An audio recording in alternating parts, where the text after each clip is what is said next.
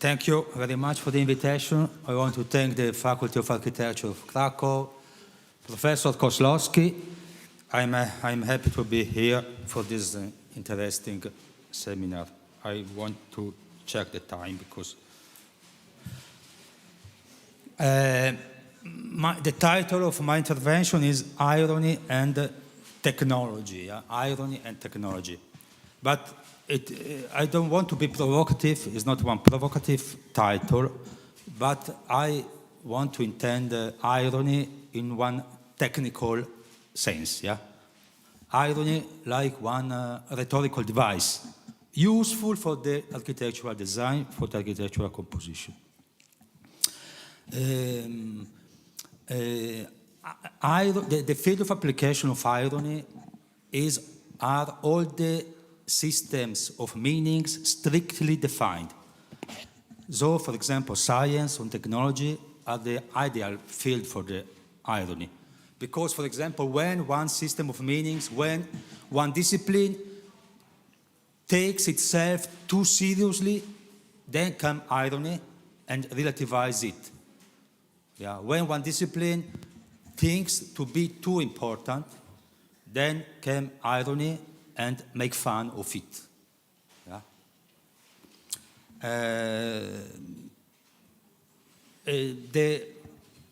The concepts to understand well what is irony is one very interesting book of the 50 years, Irony and Poetry, by Beda Alleman. So what is the task of irony? The task of irony is relativize the object, yeah, with which it is dealing, and, for example, to operate one deviation. It is very important, this deviation inside one system of meanings, one twisted, one deformation. And so science and technology are the perfect grounds of irony. Of course, at last, this relation between irony and technology could be slide towards poetry. Yeah. Actually, the book is Irony and Poetry. I will do 3 examples about this relation, this possible relation between irony and technology, and about irony as one rhetorical device, one compositional device, in the work of John Hejduk. I don't know if you know well John Hejduk, but John Hejduk was one of the most important architects in the USA in the past century. He was the dean of the most important school of architecture of New York, the Cooper Union, and he was the dean for 30 years, from the 70 years to the 2000. He died in the 2000. The first example is this chair of the watercolorist, because this chair, designed by John Hejduk, is over-detailed. Yeah? John Hejduk detailed and designed and drawn every joint connectors very deeply. There are a lot of executive drawings, very exact, very well defined. Yeah? And in the chair, there are a lot of mechanical devices. For example, the parasol.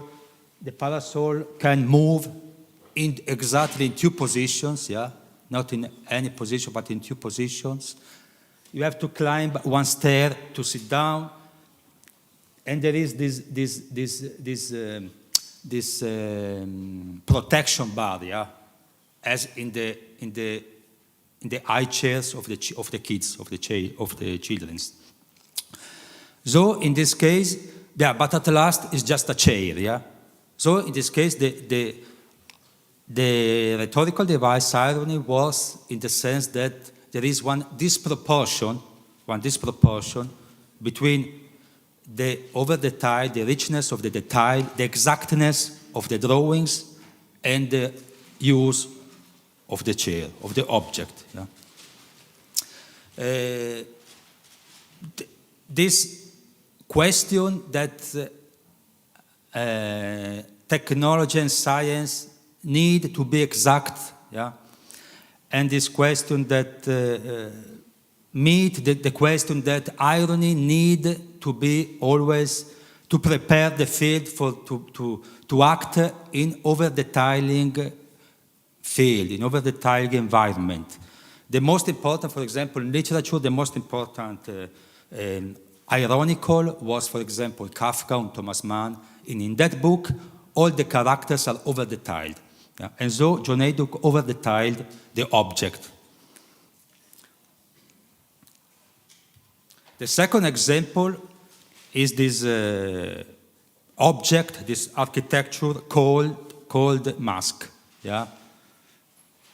I don't speak about all the site plan. It is a very complex project taught for Berlin. But I will speak about this object, yeah, this object. And especially about this wall. Yeah? Because over the wall, something happened. These, for example, are drawings by John Hejduk, and in the drawings there are a lot of attention for the joint connectors. He said, for example, the detailing of the metal connectors for the joints became obsessive. Yeah? He had one obsession for the technology, but for the joint connectors, yeah, for the detailing. But then something happened, one deviation. They can see part of the opposite wall, this wall, which is a mirror image of their opening, filled with a grouping of a sterilization of holes and openings in the wall of variant geometric configuration, which project light into the mask. So there is one deviation, and this joint, these metal connectors, yeah, became holes in the wall. These metal connectors became holes where the light can go inside the room.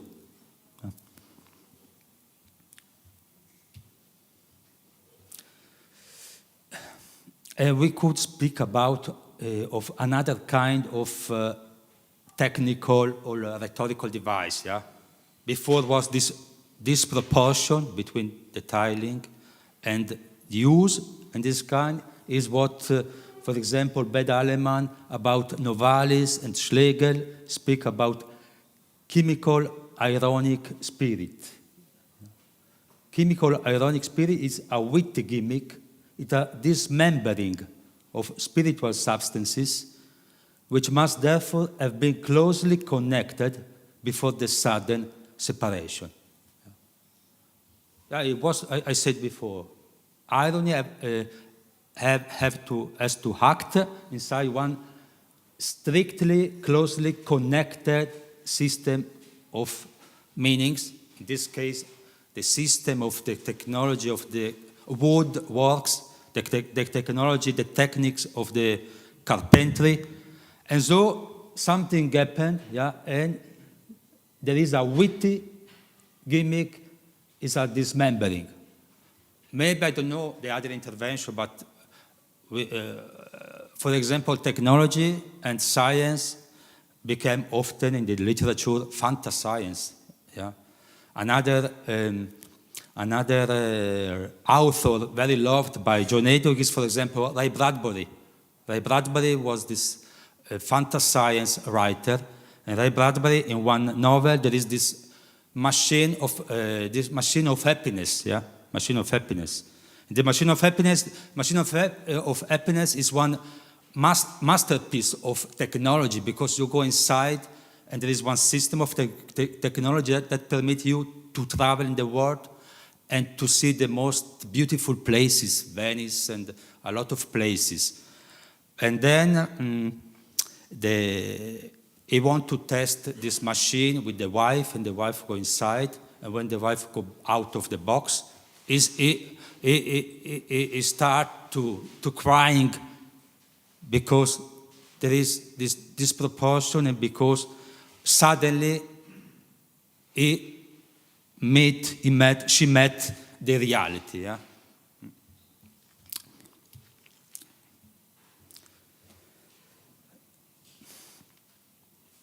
Another example, the third example about this idea is this project by John Hejduk called Victims. Victims is one project dedicated to the dedicated. It is one memorial of the cruelty of the Nationalsozialism, of the Nazi time. Yeah, this site is the venue. This building was the venue of the Gestapo in Berlin. Yeah, if you know Berlin, there is the checkpoint. This is the venue of the Berliner Wall here. And here is the checkpoint Charlie. Here there is the Leipziger Straße with Leipziger Platz and Potsdamer Platz. Yeah.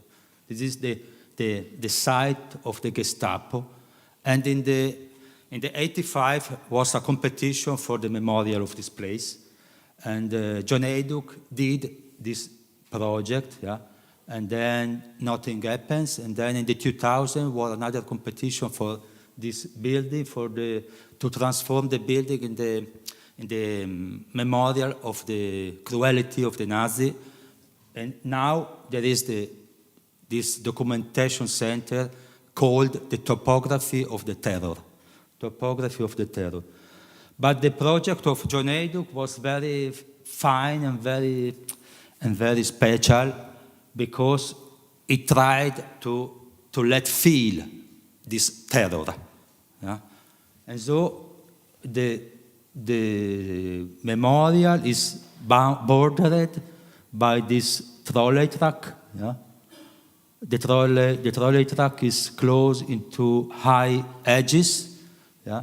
And inside the trolley track ran one trolley, and the trolley go 24 hours, and 7 days to 7, and it can't go out over the trolley. You can see here, yeah. Over the trolley track there is one telephone line, but the telephone line can't communicate with anyone. Can't communicate outside of the edges. There is no way to enter the park from the trolley. So this bad feeling to be inside one place where you can't go out is represented and felt with this idea of the trolley, and this difficulty to communicate where you are close to the concentration camp. Often John Hejduk play with this relation between technology and feeling, and especially feeling the time. This is another drawing by John Hejduk, and this building is called the building of time. Yeah? And in that case, there is this wheel, this wheel, and over this cab is for one prisoner. One prisoner go in this wheel, and the rotation time of the wheel is 1 year. And so when the rotation starts, this grinder inside the building of time, the grinder start to grind one block of granite. And so when the wheel start to go around, the prisoner start to feel the grinder. Yeah? And when every round, he can see how many block of granite is missing, and so he knows how many time has to stay in the prison. Yeah? But the most important thing is that this grinder, this technology, permit it to feel the time, to feel the sound of the time. And so in the Victims project, there is another wheel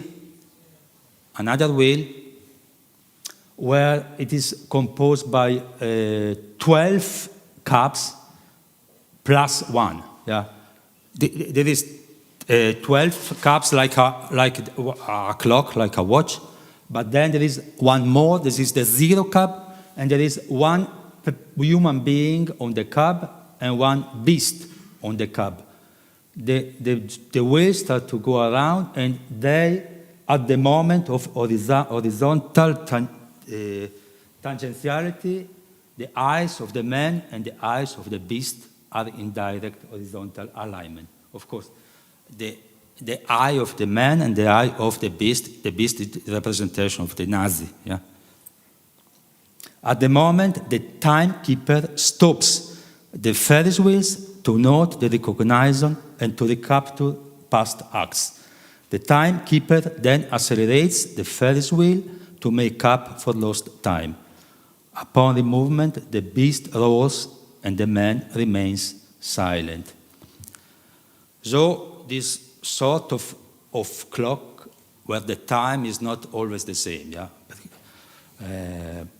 The clocks, the watch are another perfect technological device. Yeah?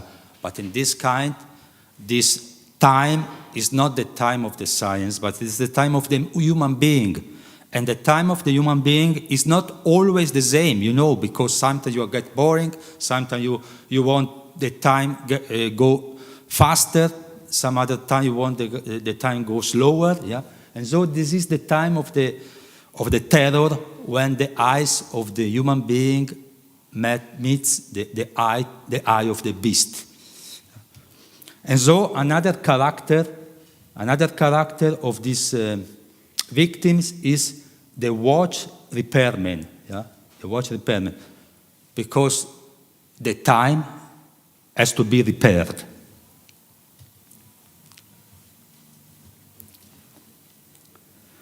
So the task of irony is to relativize the object with which it is dealing. Yeah? If no one can doubt the value of scientific and technological advancement to improve human life, the usefulness of the clock or the invention of the locomotive, there is one beautiful book called by Karl Popper, the philosopher Karl Popper, Technology und Ethik. Yeah? In this book, he speaks a lot about the importance and the great advancement of the invention of the locomotive, for example. In the field of action of irony, all the elements appear relative, and their reciprocal relationships are constantly shifting. We can relate train tracks to the possibility of reaching our loved ones in a distant place, but if we give too much weight to this possibility, irony calls to mind Track 21, which deported Jews from Milan to the concentration camps.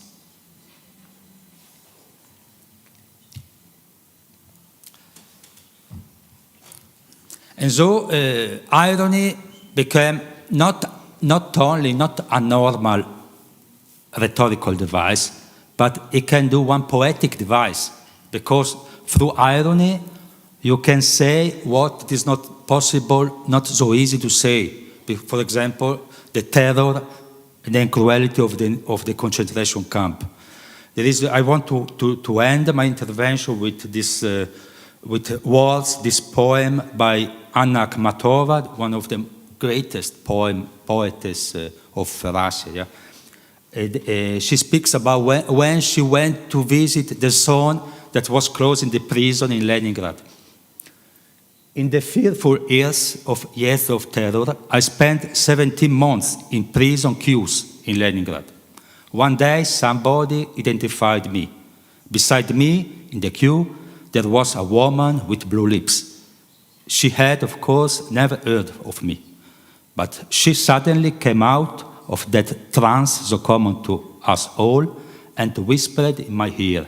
Everybody spoke in whispers there. Can you describe this? And I said, yes, I can. And then something like the shadow of a smile crossed what had once been her face. Thank you.